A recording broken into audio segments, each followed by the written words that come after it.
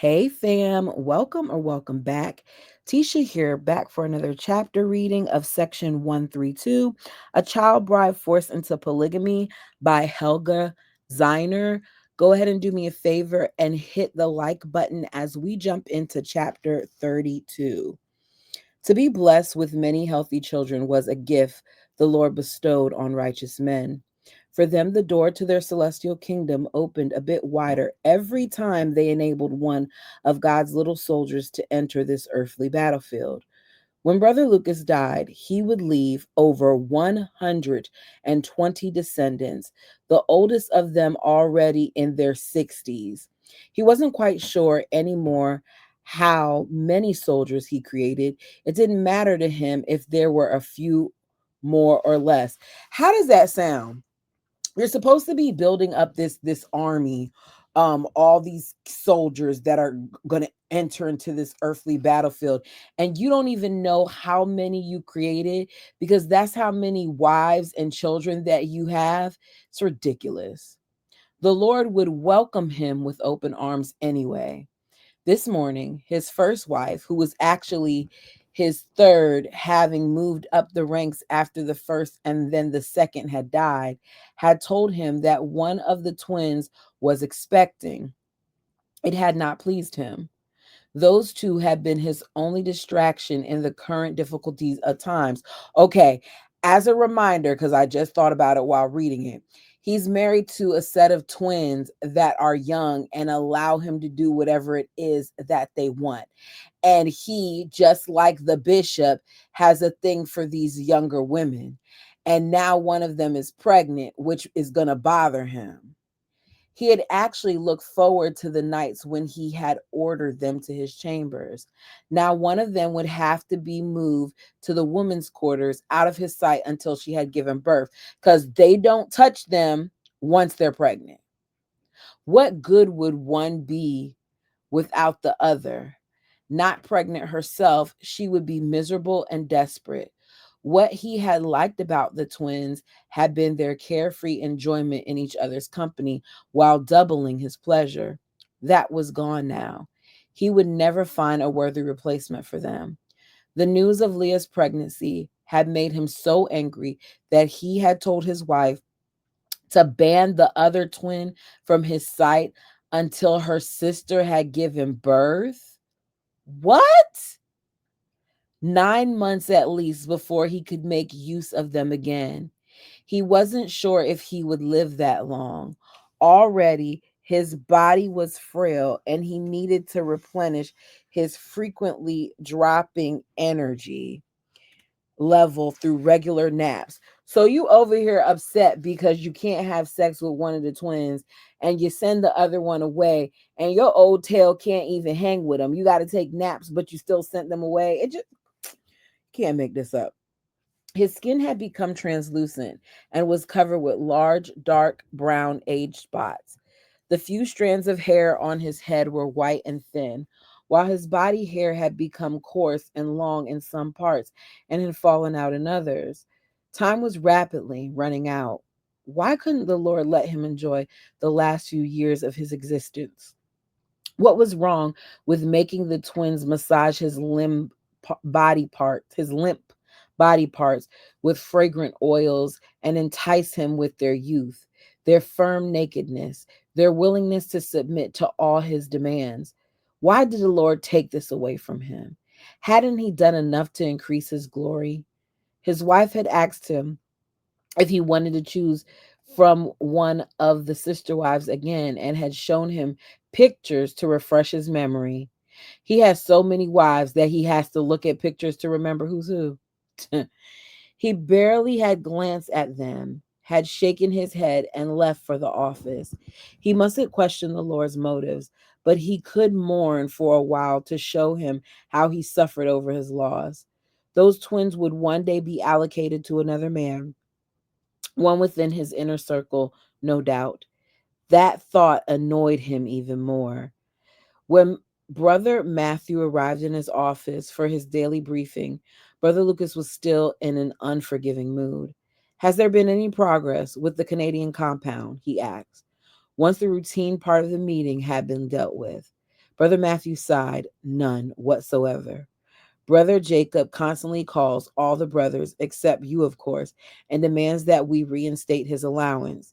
He claims his family is working hard and he is making some money, but he refuses to give us monthly statements because he's not making any money. Unfortunately, he is wearing some of the gatekeepers down. Some of them have already asked openly if we shouldn't support him again, and one, Brother Irvin, even suggested that we bring him back here so he can flourish under our supervision. After all, he is our own flesh and blood, he argues, one of us who has suffered enough in exile. Brother Lucas looked around for his pen to hide his agitation. Brother Jacob to come back here to sponge off the church, disrespect his elders, and benefit from their hard work? Not in this life. Suddenly, Brother Lucas had a vision. Brother Jacob standing at his coffin, lovely Marion next to him, looking down at him, bending down toward his corpse. What did he whisper into his ear? And next, I'll take your twins. Brother Lucas picked up the pen and a piece of paper, poised himself to start writing, looked up at Brother Matthew. And what do you think? I trust in the Lord to give us guidance. I had hoped for a sign from Brother Jacob that would give us an indication we could act upon, but I have not seen one. I fear nothing has changed since last year. So, should we wait? No, excuse me. Should we continue to wait? Brother Matthew was cautious. He wasn't sure where this conversation was going. It could be dangerous to read Brother Lucas wrong. As frail as his body was, it seemed to house an iron will. Maybe a bit longer, but not too much. But he is annoying our brothers. Yes, very much so. We have a duty to protect them. Yes, we have. Brother Lucas smiled benevolently. Then it would be best to act soon. I think we should call an extraordinary meeting to discuss our possibilities. There are several options.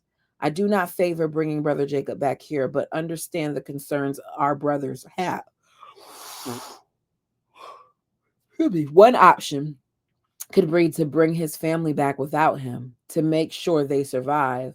Of course, then we will have to excommunicate him. But that was a proposal brought forward last year already, wasn't it? Brother Matthew agreed quickly. Rarely had Brother Lucas been so direct in stating his wishes. He would spread the word to make sure the other brothers understood. I believe most of us agree with this course of action. It should not be too difficult to pass the motion. For excommunication, we need the decision to be unanimous. Only Brother Irvin might oppose. I believe he does not understand the complications if Brother Jacob was indeed to come back. Where would he live? What position would he hold? How could we control his ego? All those problems. It sounds to me like if he comes back, that the man is going to take over. Didn't we plan to send one of our brothers to the mission in Europe? Yes. Well, why don't you give Brother Irvin the good news that I have chosen him for this post? I should like him to leave by next month. Oh, so he's getting rid of Brother Irvin, it sounds like, so he can't vote. Because if he's gone, he won't be there for the vote. So he's trying to get his majority vote. Okay. Chapter 33. The danger of losing his company had a surprisingly electrifying effect on Richard. Since Daisy had hit him with the arc um, demand to make his private road public and have him pave it, his mood had changed. He suddenly felt alive again, invigorated, full of energy. No way would he give in so easily.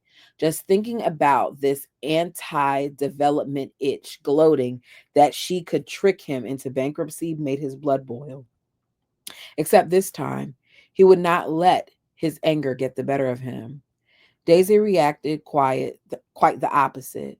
She was devastated, and he could not shake her out of her depression. She was convinced that there was no point whatsoever in his even trying to meet with Jake S. Law, and even less of a chance to convince him to sell his land at a bargain price. They had had their run in, and now it was over. It did not surprise Richard when he saw her at her desk about a week after the fateful call, scurrying through the classifieds looking for a suitable position. "The rat is leaving the sinking ship?" he asked. His attempt at being funny was greeted with an icy reception. Even a rat has to eat. He sat down opposite her and looked past her shoulder out the window. He could glimpse the harbor in a narrow blue corridor between the dark gray high rise buildings. A large vessel sailing by on the horizon broke the blue strip of water and sky into two halves. She moved elegantly along until she disappeared behind the building to the right. "Nice view, isn't it?" Daisy said. "I'll miss it." "Don't be so negative. It's called realism." He shook his head in honest dismay. That's not how he knew her. Daisy was invincible and indestructible. "Look," he started again, "this attitude of yours isn't helping at all. How do you expect me to pull us through this if you mope around like an unprepared schoolgirl before a class test?" His reproach infuriated her. "Stop it right here and now. Tell me, what am I supposed to do to pass this test? I would go and talk to Jake myself, and trust me, my powers of persuasion are a hell of a lot more refined than yours, except the bastard refuses to deal with me, a mere woman. Or should I try and coax you into finally calling him after you have wasted another week without making the slightest attempt to contact him? You have not made a single move in 7 days, and the clock is ticking so loud, even you should be able to hear it." Mm, Daisy pissed.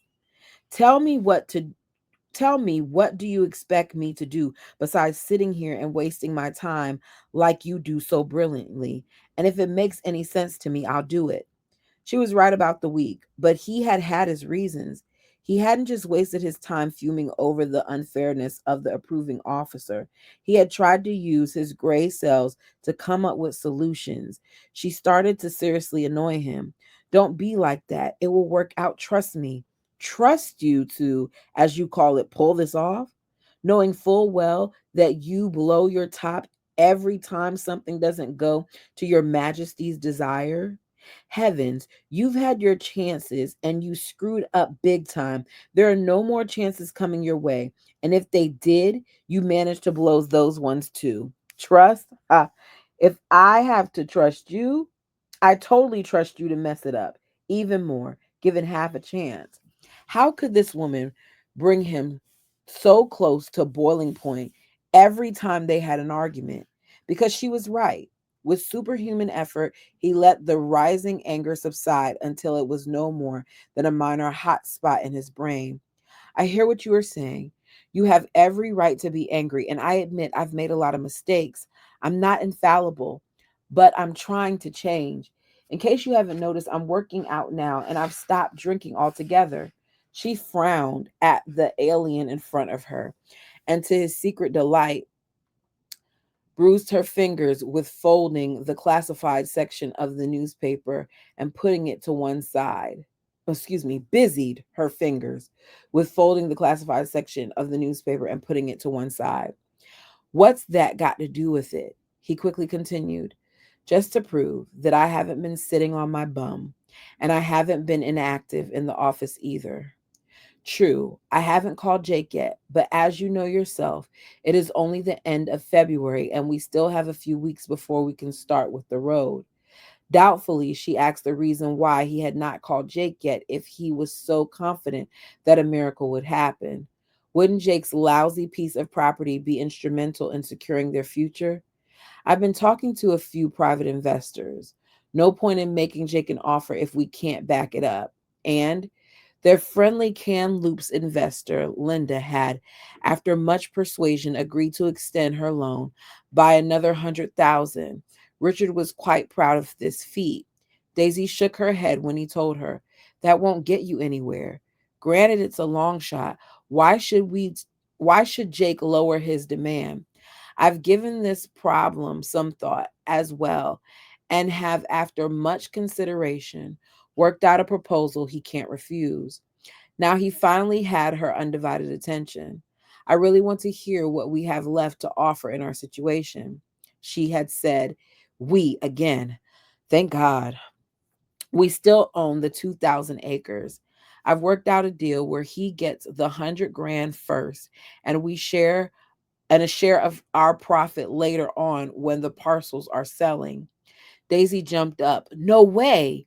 You want to make him a partner? What on earth has gotten into you? Have you totally lost your marbles? Never. Not in a million years will I agree to that. Did he need her permission? She must have realized instantly that it was not her call and sat down again, defeated. That is, yeah. Richard he really messed them up. Daisy, I understand that you have strong feelings about Jake, but this is business. Emotions don't come into it. It's your company.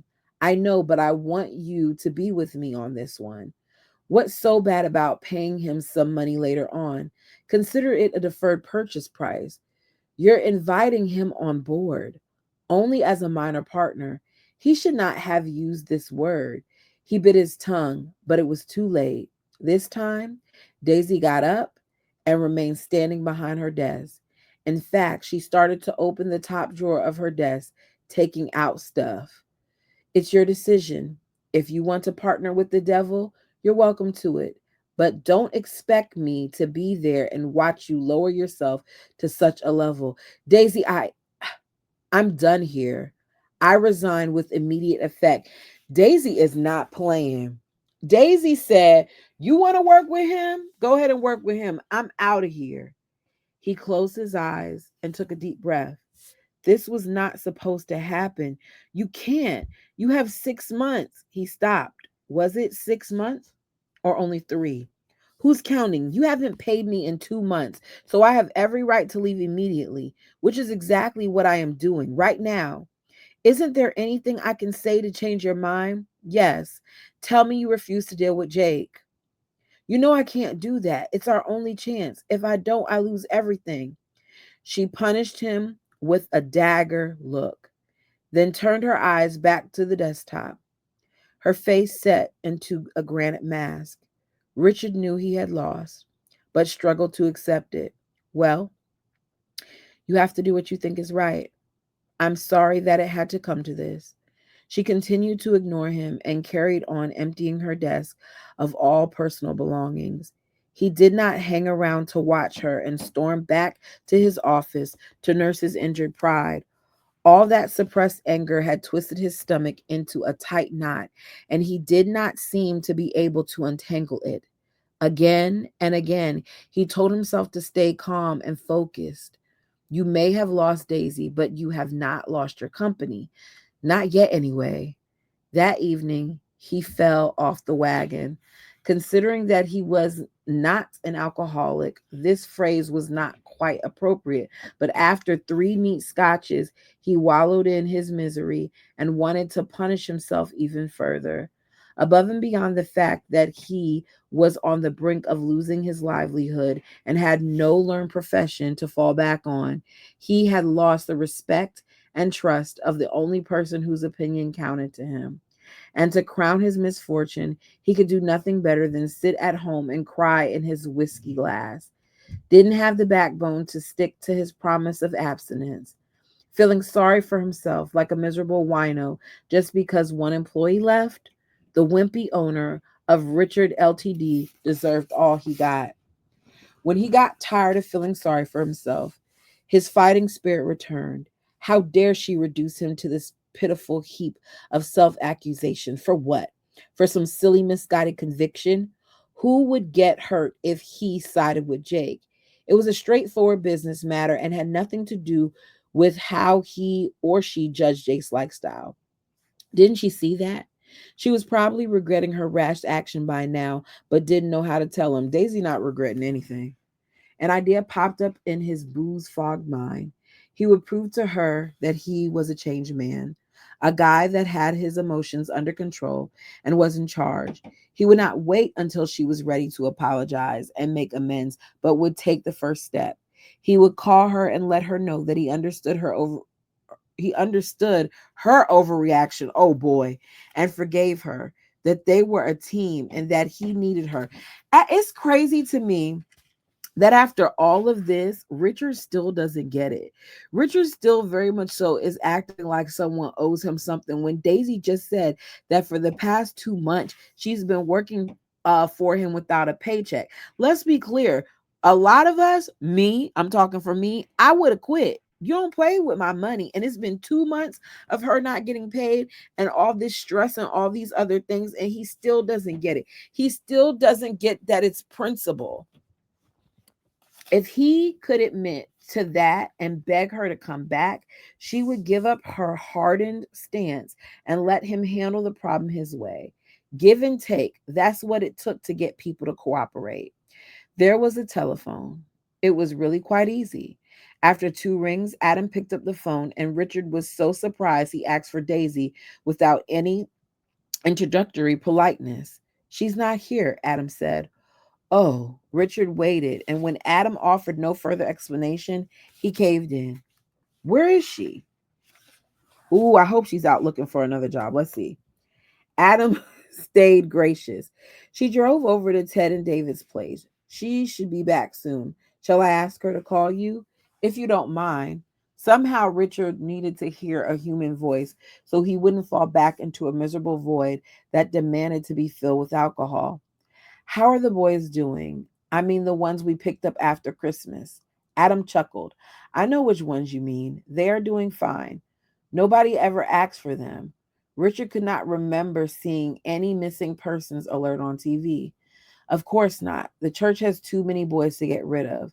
Most of them are kicked out, but they don't care much about the runaways either.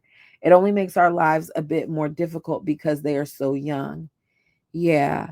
Obviously, Adam had learned to talk since he had seen him last. Or was he only so talkative when it came to a topic close to his heart? On the other hand, Adam continued his lecture. Being a bit younger than usual means they are less damaged and therefore more responsive to our efforts. They stand a much better chance of integrating themselves into society later on.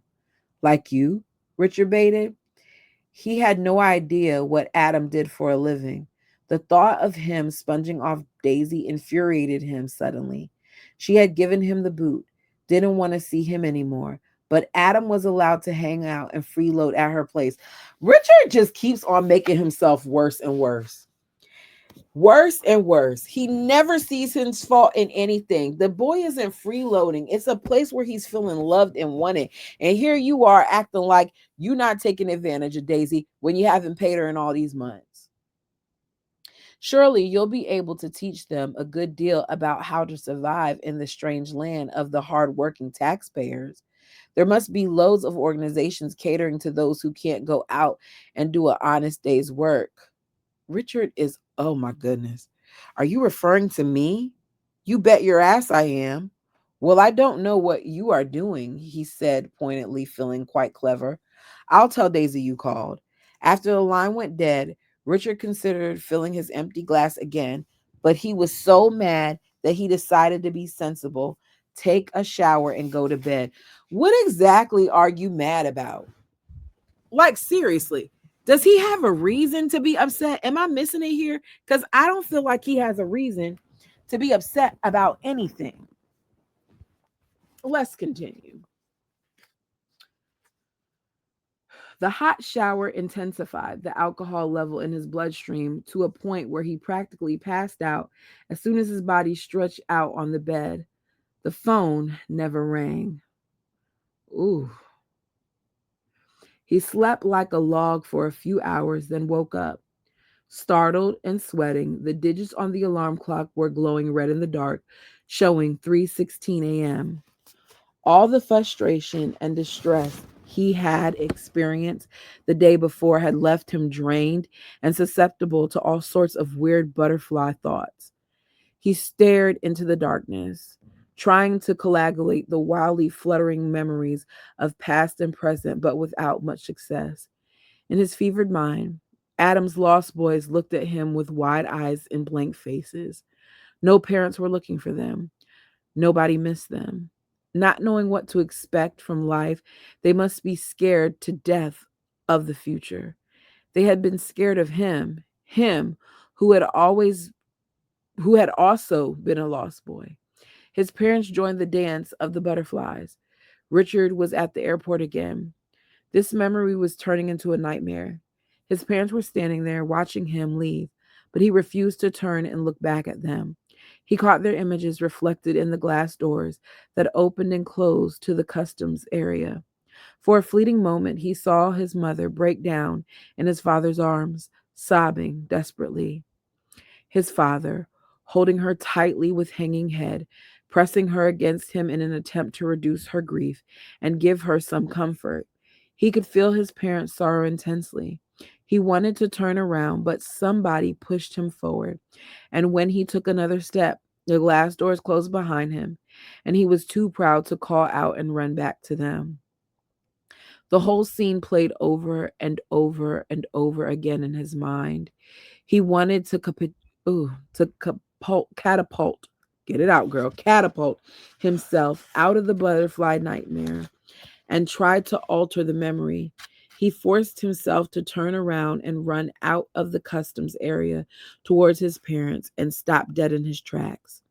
His mother was on her knees, opening her arms wide, and two boys, those two lost boys, threw themselves into her welcoming arms, nearly knocking her over. Everybody was crying and laughing and totally oblivious of him standing there. Nobody took any notice of him. He was invisible to them. Then he screamed, and his own cry finally woke him fully. He sat up, wiped the nape of his neck, where sweat had accumulated, and switched the light on. It was 4:15 a.m. now. For the rest of the night, he kept the light on, laid back in bed, and let the dream walk by him again and again until he understood. Then, for the first time ever, he truly, honestly grieved for his parents and for himself. It was too late to tell them how sorry he was, but by finally acknowledging the hurtful mistakes of his youth, he started to feel at peace with himself. Only by recognizing his faults could he avoid hurting people that badly in future. His parents were somewhere out there. They would forgive him. He could let them rest in peace now. He got up at 6 a.m., made coffee, went to the fitness center for an early workout, and felt quite human again by the time he got to the office.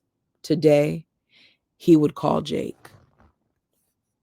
I hope that y'all heard all of that because I just looked at the signal on this thing and it is really, really low. Chapter 34. Winter refused to give up its icy grip. Marian told Martha one day in February that she had never experienced such terrible cold since she had arrived. In British Columbia, usually the coldest part of the year was January. After that, every day got longer and there was plenty of sunshine to warm the air. As if to mock Martha this year, it stayed brutally cold. She thought the snow would never melt and she would forever have to live from one day to day, waiting for the night to settle and hoping Jake Jr. would drive into the backyard and look for her. Although she didn't have to attend the evening work sessions in the community hall because Marion thought it more important that she stayed in her room to study so she could one day soon take Catherine's place, she could not sneak away easily. Many evenings she stood by the window in vain, waiting for the women to leave the hall, counting each one of them until they had all gone back to their huts. And even then, she could not be sure if Jake Jr. had found a reason to show up just around that time. But they had made a pact that she would always go down to the yard, hide behind the woodpile, and wait up until midnight. She should have been tired from the permanent lack of sleep, but the bitter cold and the fear of being discovered kept her awake during the wait and afterwards. When they did meet, she was so full of love and energy, she could have stayed up all night. They managed to meet about once a week. She lived for those moments with him. If only it wasn't so bitterly cold. Tonight she had waited nearly an hour in the freezing cold before he finally appeared. Even after Oop. Even after they had settled in his warm, cozy cabin, it took her a while to stop shivering. He held her close to him, cuddling and kissing her until she thawed under his caresses. All their secret rendezvous started and finished like this. They tried to placate their insatiable need for each other that had grown unbearably strong while being separated by touching and exploring each other's bodies as much as their inner barriers allowed them, always stopping before they totally lost control. It was sweet torture that gave them a sense of togetherness, but being physically close was not the only comfort they could give each other. Their mutual trust was so deep by now that they could bear their innermost thoughts. Once they had started to communicate on such an intimate level, it was as if the floodgates had been opened. They were sitting on the cot, facing each other. Martha told Jake Jr. what she had heard earlier. Catherine had died that morning and had been buried without a ceremony. She had never really known Catherine, but was aware that she had been the children's teacher and didn't think it was right to just dig a hole somewhere and throw her in like a decaying animal. Jake Jr. told her that there wasn't even a hole. The ground was too badly frozen, and his father had decreed that she should be taken deep into the forest by two of his brothers. Oh my goodness. Nature would take its course. That's disgusting, Martha whispered. They were always aware how easily they could be detected. Apparently, Catherine wanted it that way. She had said many times that she wanted to be with her daughter. Martha frowned. I know her daughter died before her, but she surely wasn't just taken to the woods. Jake Jr. assumed Martha knew about the other Martha. Of course she was. An apostate does not get a proper burial. And I've heard that Catherine renounced the faith in her last hour as well. How could her daughter have been an apostate? Anna told me she was my age. You can't reject the faith when you are so young. Jake tried to change his course of conversation. You did, but not openly. What did she do to be considered an apostate? She pondered the consequences of this for a few seconds. And how exactly did she die? Jake squirmed. He couldn't lie to her. He also couldn't tell her. He had been one of the boys helping his father dispose of Martha's body. Oh, wow. Please drop it. Please don't ask further. It's been horrible. And I'll never forget poor Martha. Martha. Oh, dear Lord. Not another slip. Now what? Are you telling me that they named me after her? Yeah, girl, that's exactly what they did. He nodded. You got her identity. No one knows that she's dead. Officially, you're Catherine's daughter. He's collecting social services money for you. She stared at him intently, trying to figure out if he was making it up. No, of course he wasn't. She had become a dead girl. A Martha. I hate that name, was all she could whisper. My name is Lillian. He was glad she didn't inquire into the circumstances of Martha's death any further, at least for now, but feared her natural curiosity would not let it rest. That's pretty. Do you want me to call you Lillian? Martha thought about it. She wasn't sure. Lillian was so far away by now. Everything was so confusing. She needed to think about it. There was so much to think about. Since she had started to question the scripture, more and more of the written words sounded fake. She had already convinced herself that most parts of the Doctrine and Covenants were wrong. They had not been dictated by God, but had been made up by Joseph Smith with ulterior motives in mind. All the strange rules and commands of the bishop. She never allowed herself anymore to think of him as her husband, solely served the purpose of allowing him to control the weaker members of his congregation. She could clearly see that now. How dare he make her change her identity so he could extract money from the Canadian government? How dare he make her his wife while officially declaring her his adopted daughter? Yeah, that's so sick on so many levels. He made a mockery of the faith as it was originally intended. Martha told him so. Everything he does is a lie. Everything that is written in the scripture is a lie. Every single word of it. Jake shook his head. I don't think so. Those holy words have been twisted and bent out of their original meaning until they suited the unholy purpose of some very unholy men. But not all of the scripture is a lie. And who can tell me which part of it is true? I think even if only part of it is a lie, none of it can be true. Jake Jr. breathed a silent sigh of relief. Martha was on her favorite topic again, the scripture. He had to encourage her to talk more about it so she would forget about Catherine and her unfortunate daughter. Quickly, he named some examples of covenants he thought to be correct. All of them had to do with trying to be honest and good and hardworking. It only gave Martha more reason to argue her case. How could a man be honest and good and hardworking and at the same time have many wives, starve them, work them to the bone, steal their identity, bury them without dignity? How could a man treat another human being like dirt and expect to get a heavenly reward for it? They both knew who she was talking about. Jake Jr. could not give her a satisfactory answer. As so often before, he had to agree with her. There was no possible explanation that justified the actions of his father. He couldn't even understand the structure of their faith, which permitted such crazy behavior. They continued discussing it. Slowly, without realizing it, they walked along the path that led to apostasy. They were bonding over this shift in their belief, dramatically increasing the speed of their individual convictions. Joined together in heart and soul, they were becoming they were they were fast becoming um oh wow,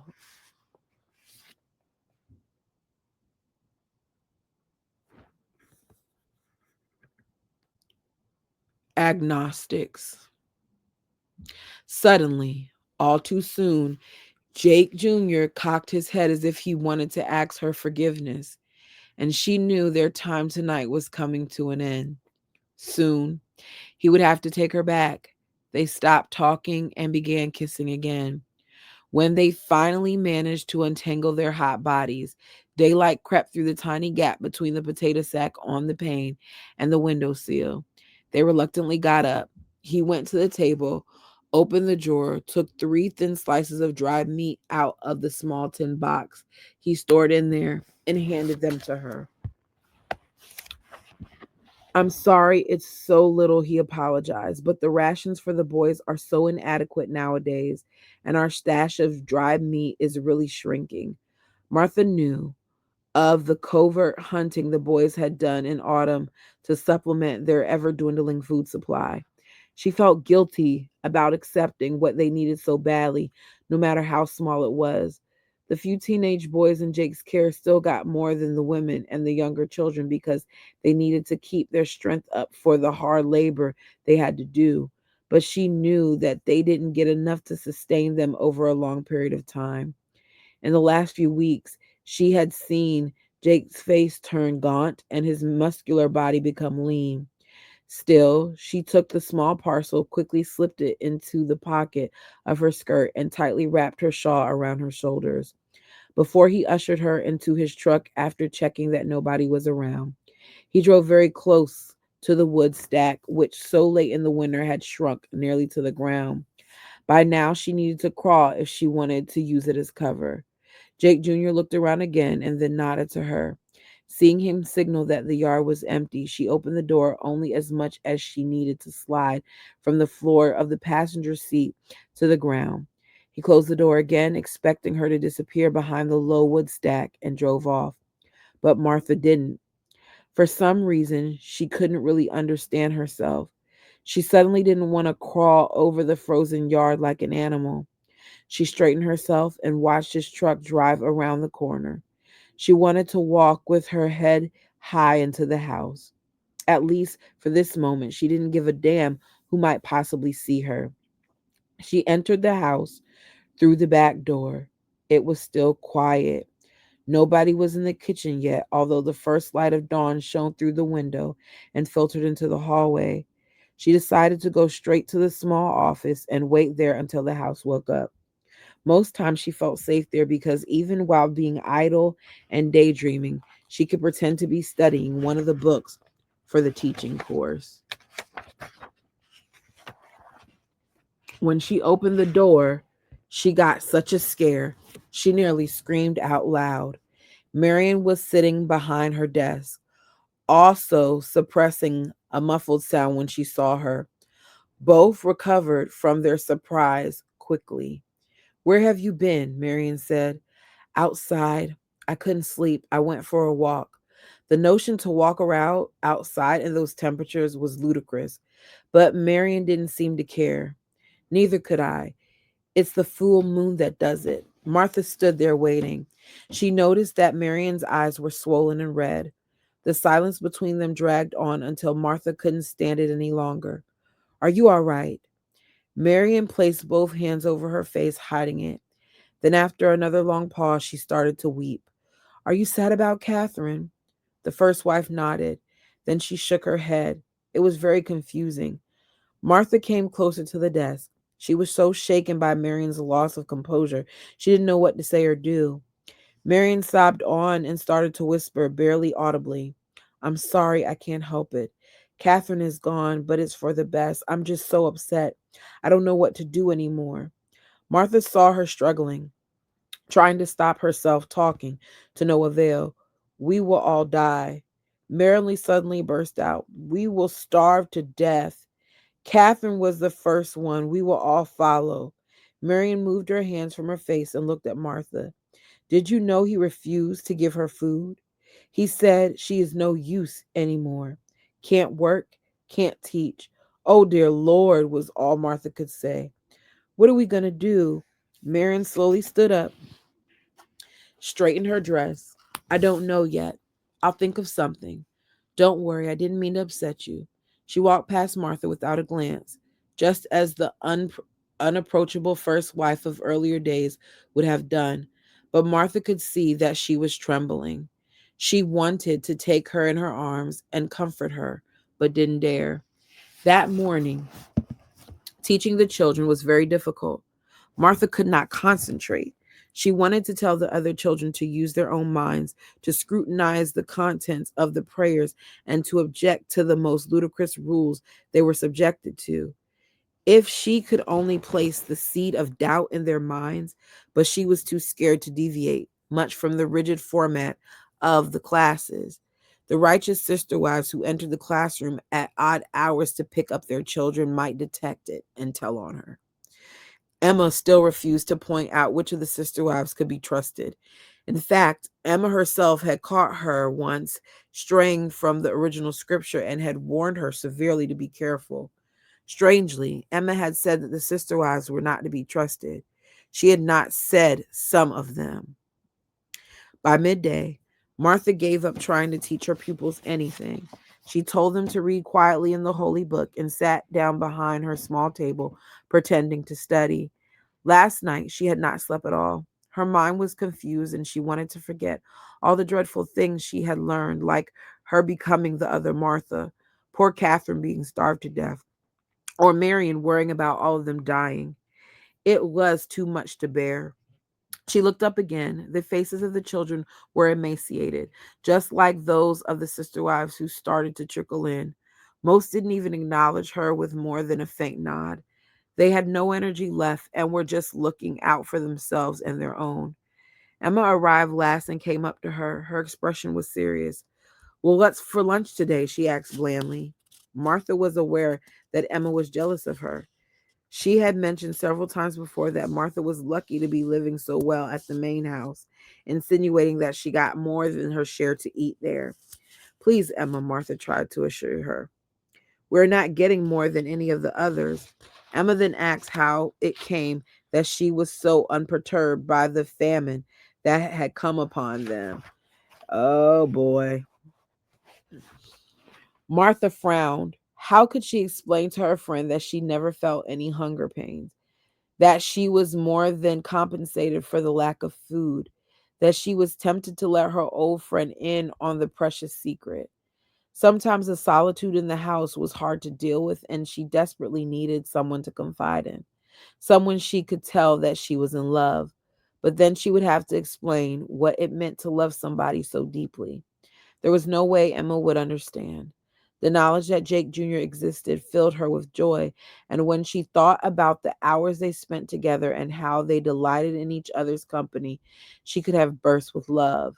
Yes, that was the love they were all supposed to feel. But they all only associated this wonderful love with the love of the Lord, and that was a different thing altogether.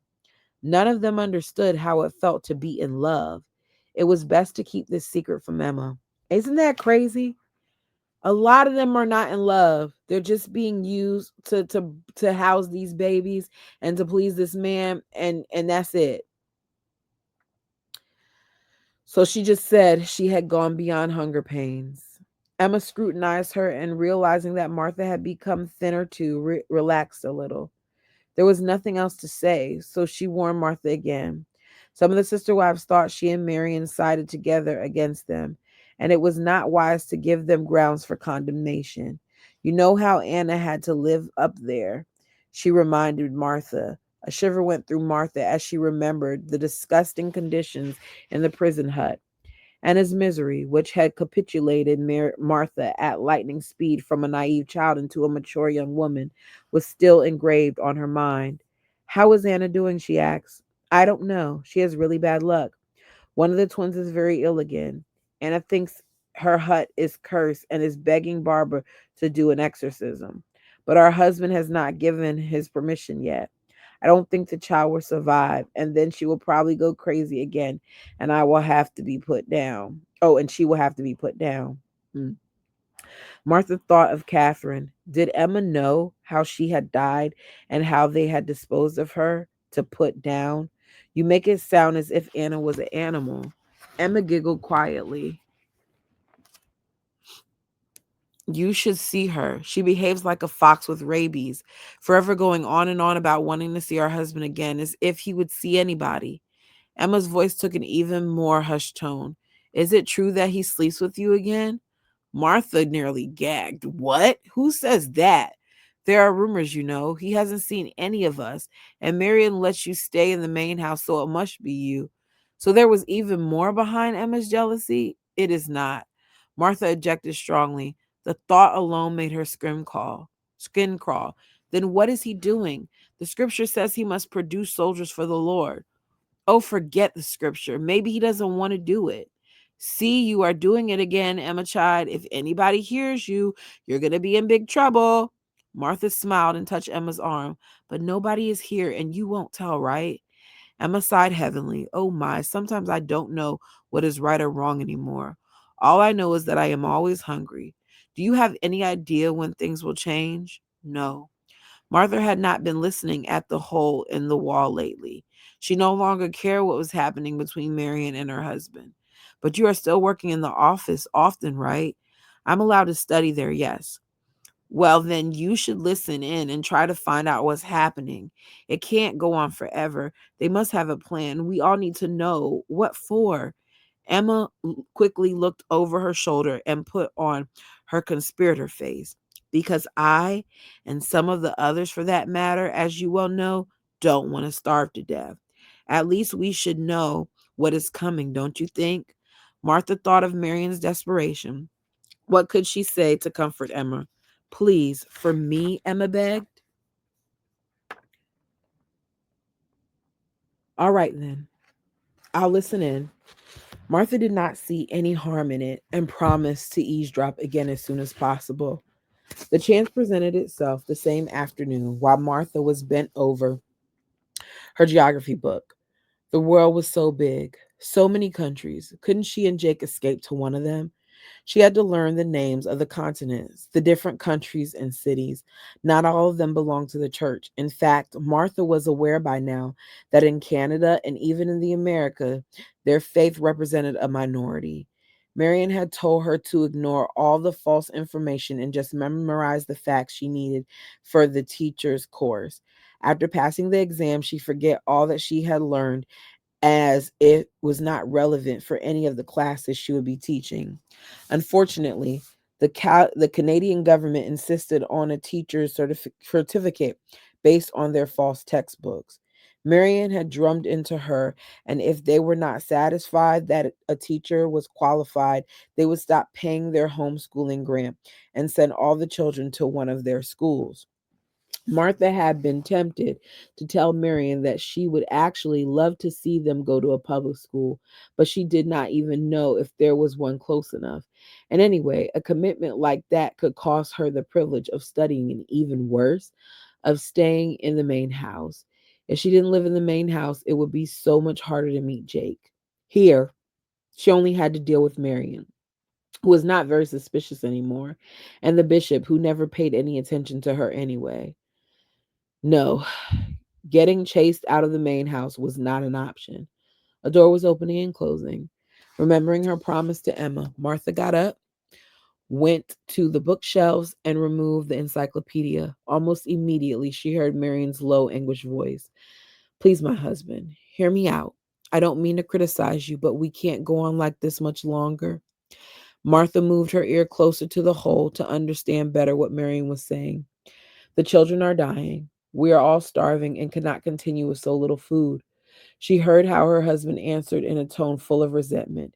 And what do you want me to do about it? If you're so clever, what is your solution?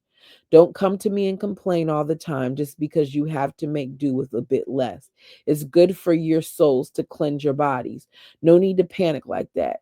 You're always exaggerating. Tomorrow is the 1st of March. Then the social services checks for the children will be in the mail. I'll buy some more supplies then. Those checks are no use, Marian replied, and Martha knew already what she would explain next. They don't cover the bank overdraft. We can't withdraw any more money, not for many months to come. We have too many mouths to feed. I've always said that. I think it's time to get rid of some of them. Martha's blood froze. What was he saying? Did he want to kill some of the sister wives too? Or more likely some of the small girls and make ends meet? No, he want to give y'all away, marry y'all off, give y'all back to somebody else. Did he want to starve them to death and throw them away like Catherine? She pressed her ear closer, not even thinking how it would look if anybody entered the office. The only two people who could possibly come in without knocking were on the other side of the wall, carrying on their daily disputes. Excuse me, their deadly dispute. My husband, what are you saying? I don't understand. See, that's how stupid you are. Forgive me, I am only a woman. Indeed, that is the only reason why I bear your presence. You can't help it. I don't have to explain to you what I'm doing, but I have a kind of inclination toward you. I have a kind inclination toward you. You are my first wife and will be with me for all eternity. Now, listen carefully. The Lord has presented me with a solution to our current misfortune. Ours is a unique problem, as on the one hand, we don't have enough men old enough to do the work that brings in money. And on the other hand, we have too many useless females who can't do hard labor. I can't afford to send some of the boys away who are now maturing into priesthood. Most of them are respectful of our rules. Uh-oh, what if he sends away Jake? Let's see. I will just have to keep a close watch over those boys to make sure none of them stray from the faith. An involuntary sigh of relief escaped Martha as she pressed her lips together quickly. Jake was safe. He would not be sent away. But some of the older boys need wives now. The sooner they start their families, the better. We need many more souls in our congregation. They are old enough, and if we have a wife for their personal use, they will not develop unhealthy and sinful ideas. How many girls do we have here who are ready to enter marriage? Marian gasped. But most of them are related. They are sisters. Tell me, women, how many? Oh my goodness. First of all, you having more kids isn't going to help the situation because you don't have food for them. And now, oh, this is gross. I'm not sure. How many have reached 13? Marian hesitated. She was possibly counting or only stalling, but eventually could not refuse her husband an answer. I think 12 of them. Good. That should be enough. They will all be married off. Suddenly, the implication of what he was suggesting hit Martha. Jake was the oldest son. He would be married first, and he could not be married to her. He would have to live with the first wife that was chosen for him by the bishop, and then he would have to marry a second and a third, and it would go on like that. He would never be able to spend time with her again. A sharp pain made her heart miss a beat before it thudded along with increased speed. This was the worst news she could have received. She wanted to throw the book back in place and slump down on the floor. Her knees were buckling and could hardly hold up her weight, but somehow she had to go on listening. Please, my husband, please consider if you understood the words of the Lord as he meant them. The scripture says to look outside of the family. Be quiet, he thundered at her. How dare you question me? I know perfectly well what the Lord wants me to do. How dare you doubt me? I'm sorry. Please be patient with me. Please make me understand. How would it reduce the mouth to feed if you marry brothers to sisters? Exactly. It's not making sense. They would still need the same amount of food to survive. How can this help us get more money to feed us? He let out a confident belly laugh. You really think I would marry them off inside our family? Stupid woman, no. I will call Brother Lucas today and offer our daughters to the gatekeepers in marriage. There are brothers in Utah and Arizona who need young and fresh blood. My daughters are brought up in the faith and will make perfectly submissive wives. Brother Lucas knows this, and he will place them with men of good standing who can pay a handsome compensation for my efforts in raising them to respect. Section 132. Praise the Lord. They will not be married to their brothers. Marion replied with an audible relief. And forgive my ignorance, my husband. I should have not doubted you. I forgive you. Martha's mind silently and simultaneously asked the question that Marion now voiced. Thank you for your patience with your humble wife. But did you not say the older boys need wives to start their families? Yes. And you did say 12 of the girls are ready? I will exchange 4 of them with suitable girls from the South. Jake Jr. must have a wife, and 3 who come next in line. The other 8 girls will not be exchanged. They will bring in money. Mm. Now, having said it loud, it was an undisputable fact. Jake would be married soon. Martha's life drained out of her and everything went dark. She held onto the shelf, feeling faint. The book must be placed back in position. While she struggled to stay conscious, she paid little attention to the next sentence. Her husband chuckled. Actually, I should divorce the small one. What's her name? Mina or something or other? You know, the one that can't hold her food down. Then I can marry her off too. Somebody down there deserves her for sure. Brother Lucas has lots of enemies. I must tell him about her. I'll throw her into the bargain for good measure. Oh my goodness. With shaking hands, Martha managed to place the book over the hole and slowly slid to the floor. Her own fate did not matter. If he wanted to get rid of her, it would mean nothing to her. If Jake were not part of her life anymore, she would die for sure. And she had refused to give him what he yearned for so desperately. How would he be able to remember her now? To stay conscious, she forced her eyes on the calendar hanging on the opposite wall. It had been a giveaway from the bank. Each month had its own page with a picture of a representative of the Canadian wildlife family. Today was the last day of February, the month of the buffalo. Next month would be a snow owl. She had looked it up already. Very fitting, as March was not likely to be free of all the snow up in this part of the world. This was her second winter here, and childhood memories of sun and warmth had long ago faded into the pale landscape of her current existence. She didn't even regret this. Everything that made her life exceptional was here, personified by Jake Jr. Like the buffalo who had only a small territory left to roam in, so was the radius of her existence confined to the small space around them. He who gave her a reason to exist, who was the breath that filled her lungs and the touch that made her skin tingle. Martha made a resolution and felt some energy coming back because of it. She slowly lifted herself up from the floor and straightened her dress.